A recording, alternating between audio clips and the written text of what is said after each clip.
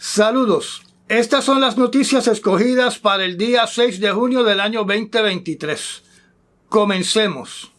La Organización Internacional de Energía Atómica, que tienen en estos momentos expertos en la central nuclear de Zaporizhia, aseguraron durante el día de hoy lo siguiente, y cito: "No hay riesgo inmediato para la seguridad nuclear de la planta". Cierro la cita. Naturalmente están hablando de la situación que se ha generado debido a la destrucción de la represa de Kayovka. Por otro lado, la empresa de Ucrania, que se encarga de administrar todas las plantas nucleares de ese país, en su comunicado de hoy advierte que la destrucción de la central hidroeléctrica de la represa Kayovka podría afectar la planta nuclear de Zaporizhia, donde tenemos que recordar que esta planta está bajo el control absoluto de las fuerzas rusas y que, como mencioné hace unas semanas atrás, todavía no se sabe si removieron los explosivos que estaban almacenados en los pasillos de las turbinas del reactor nuclear número 4.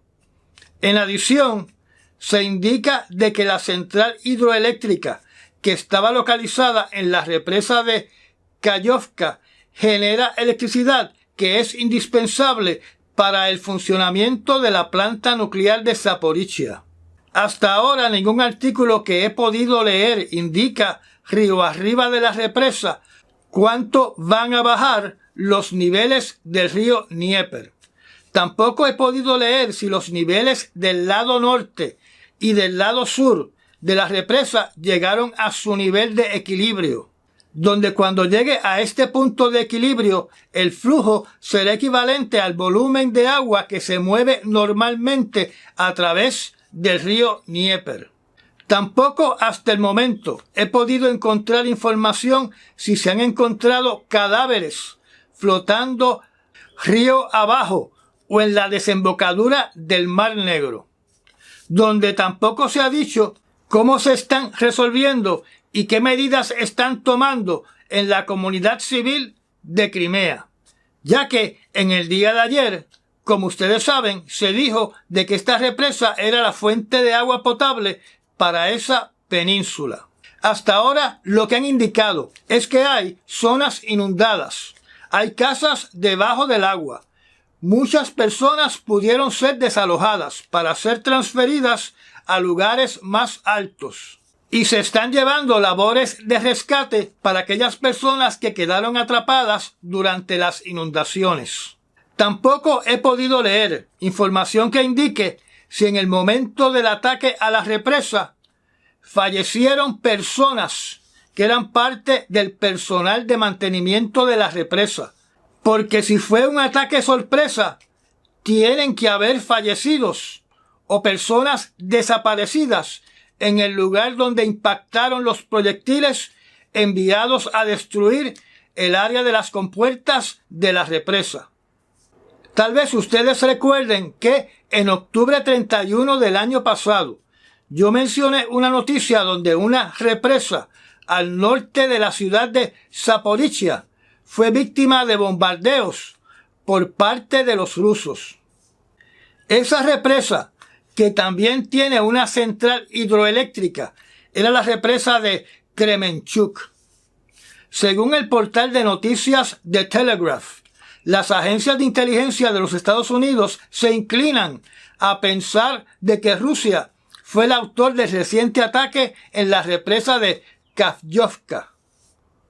Y tenemos que recordar que Rusia se ha pasado destruyendo las instalaciones que generan electricidad para dejar así las ciudades, la capital de Ucrania y las instalaciones militares sin electricidad.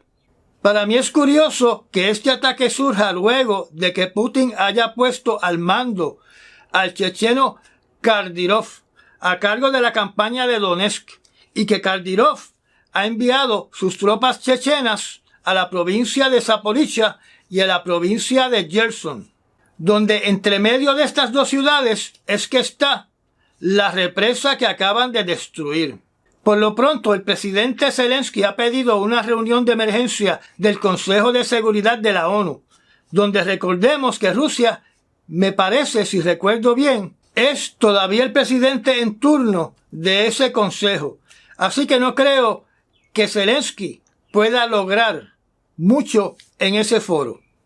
En cuanto al emisario del Vaticano que les mencioné ayer, Zelensky vuelve a decir claramente de que no hay paz a menos que Rusia se retire. En un acto que favorece a Zelensky, los jefes de Estado de lo que se conoce como el Grupo de Budapest, también conocido como el Grupo B9 o el Grupo de Bucarest, que contiene a 7 miembros de la OTAN, se pronunciaron durante el día de hoy a favor de que la OTAN le abra las puertas a Ucrania como miembro de esa organización, cuyos miembros son los siguientes: Bulgaria, la República Checa, Estonia, Hungría, Latvia, Lituania, Polonia, Rumania y Eslovaquia. Estos son los países más cercanos a la frontera oeste de Rusia en Europa.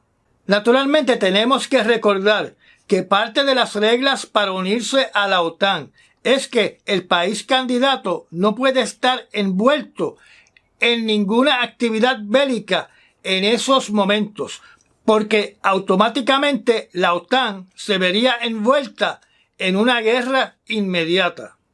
Moviéndonos al escenario de Asia, 4 aviones militares de China y 4 aviones militares rusos entraron en una formación coordinada a la zona de seguridad de defensa aérea de Corea del Sur entre las 11:52 y las 13:49, hora de Corea del Sur, donde Corea del Sur desplegó aviones interceptores de combate para forzar que los aviones intrusos salieran de la zona de seguridad de defensa aérea del país.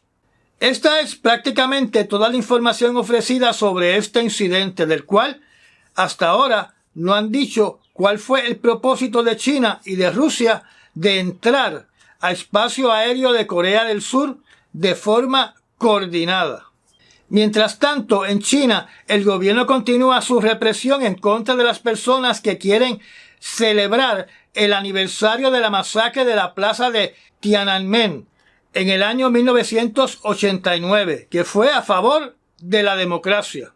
Las autoridades de China han enviado a sus oficiales de ley y orden para obstruir estas manifestaciones en el Parque Victoria de Hong Kong y en la plaza de Tiananmen en Beijing. Se desconoce el número total de personas arrestadas durante el día de hoy, pero se reporta que por lo menos hay 32 personas arrestadas en Hong Kong. En Brasil, el presidente Lula, en el Día Internacional del Medio Ambiente, dijo que existe la posibilidad de que el Estado embargue 50% de las tierras que han sido deforestadas de forma ilegal, o más allá de los límites establecidos en la ley de Brasil. También dijo que está implementando un grupo de medidas para proteger el medio ambiente y para combatir el cambio climático, que incluyen severas sanciones contra la deforestación ilegal. Además dijo que había que acabar con el tráfico ilegal de madera, de pesca y de minerales, que a su vez están asociados a redes de tráfico de drogas y trata humana. En Israel, soldados en una operación en el poblado de Navi Sale, en Cisjordania, acribillaron un carro frente a la residencia de los ocupantes, donde falleció Mohamed Tamimi, que tenía apenas 2 años de edad. Según la organización conocida como Grupo Internacional de Palestina para la Defensa de los Niños, durante el año 2023, soldados de Israel le han quitado la vida a 27 niños. Y ya que estamos hablando de abusos en contra de los niños, en Afganistán se solicita la investigación inmediata del envenenamiento de niñas de escuela primaria en el norte del país, donde quedaron afectadas y hospitalizadas 77 niñas en la provincia de Sar-e-Pul. El envenenamiento tuvo lugar en 2 escuelas y el Talibán no ha dado información adicional. En cuanto al ambiente, la NOAA, en su reporte del lunes 5 de junio, indicó de que los niveles de dióxido de carbono en la atmósfera han subido a niveles nunca antes registrados desde hace 4 millones de años, de 424 partes por millón, que es un 50% más del registrado durante la Revolución Industrial. Que sea de mi conocimiento, estas medidas se toman en un laboratorio localizado en Hawái, que monitorea las condiciones atmosféricas. Hace años atrás hice un video explicando de que la organización Greenpeace estableció el punto de no retorno, o sea, el punto donde ya el planeta no tiene remedio, como 400 partes por millón de CO2 en la atmósfera.